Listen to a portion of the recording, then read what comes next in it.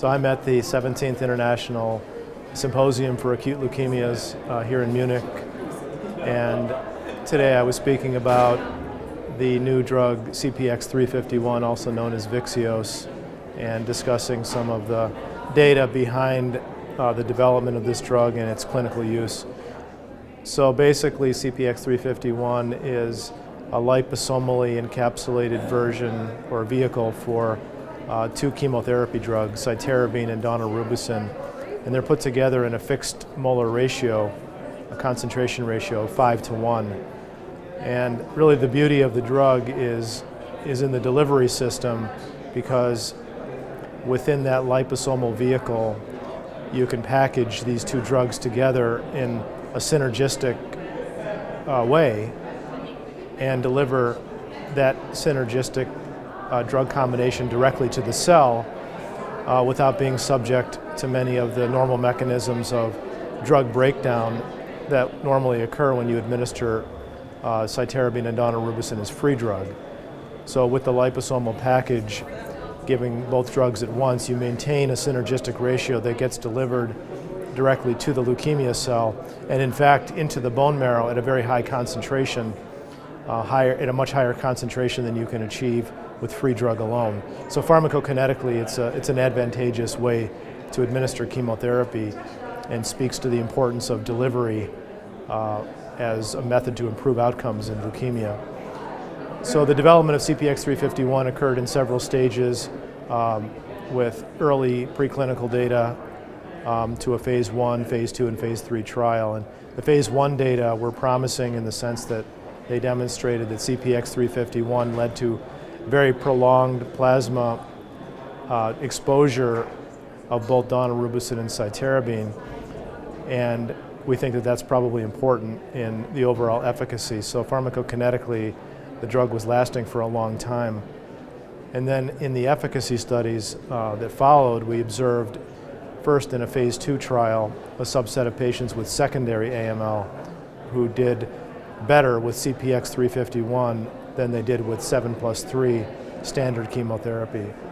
And the results of that trial led to a large pivotal phase 3 trial focusing again on patients with secondary AML, older patients, previously untreated, fit for intensive chemotherapy, and secondary AML defined as AML from prior MDS, AML with MDS-related changes, cytogenetic changes, I should say, and therapy-related AML. And in this group of patients, we randomized between CPX 351 or VYXEOS and standard 7+3 chemotherapy. And to summarize the results of that trial, we found that there was a significant overall survival advantage attributed to CPX 351 treatment, about a 31% reduction in the risk of death during the entire course of the study in favor of CPX 351 compared to 7+3. We saw a higher overall response rate with CPX 351. So fortunately, we observed a low rate of early death, both at 30 days and 60 days with CPX 351, and perhaps a little bit lower than what was seen with the 7+3 arm as well.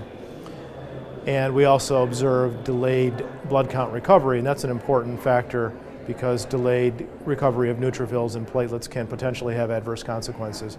But in this study, because of the fact that we did not observe an early death rate signal, a high early death rate signal from CPX, it did not appear to be a clinically important side effect despite the delay in the count recovery. And we also observed in a subset of patients who underwent allogeneic transplant after their initial induction therapy with either CPX or with 7+3, that the transplanted patients who had received CPX lived longer than the transplanted patients who received 7+3. Now that was a subset analysis of a large study, so we have to take that with a grain of salt, but it certainly was a kind of a promising signal of efficacy, and indicated that yes, you probably can transplant some of these patients with some expectation of good results, and perhaps CPX 351 can make more patients eligible for a successful transplant. We have a lot of work to do to understand more about how the drug is working, but also in what types of patients it's working best. We knew from the study that there were no specific subgroups that did worse or did unexpectedly poorly with CPX 351 compared to 7+3. So all the subsets of patients, all the different risk groups seem to benefit proportionally well. But what we're still trying to understand is what genetic subsets of patients, such as patients with various types of mutations, benefited or did not benefit from CPX 351. And those studies are ongoing as we speak.